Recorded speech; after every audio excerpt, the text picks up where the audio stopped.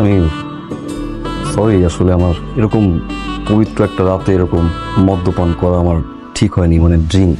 বন্ধু বান্ধব অনুরোধ করলো আজকে বাসর রাত, আমি সরি, আমি আসলে কখনো এই ড্রিঙ্ক আর আমি করবো না। আমার বাজে কোনো অভ্যাস নাই, বিশ্বাস করো, উল্টোপাল্টা কোনো কিছুই খাই না। তো একটা অভ্যাস আছে, মানে বাজে, সামান্য বাজে, ধূমপান। না, আবার এত বেশি ধূমপান করি না যে কান্না, মানে এত বেশি কান্না করার মতো ধূমপান আমি করি না। দিনে 5টা, ঘুম না আসলে 6টা। দুঃখিত আমি। আমার আম্মার কথা অনেক মনে পড়তেছে। আমি কখনো আমার আম্মাকে ছাড়া একা থাকি নাই। আপনি কি এতক্ষণ আন্টির আম্মু জন্য কাঁদছিলেন? কখনো এরকম থাকি নাই তো। আমার না এখানে দম বন্ধ লাগতেছে।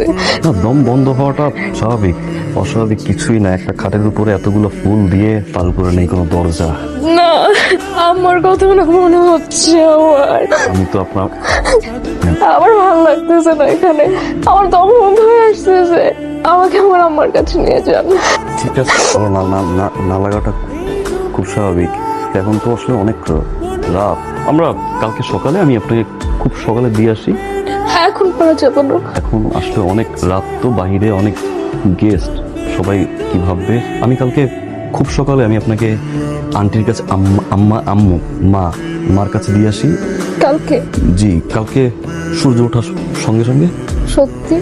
সত্যি। আচ্ছা, তাহলে আমি এখন ঘুমাই। হ্যাঁ, ঘুমাই।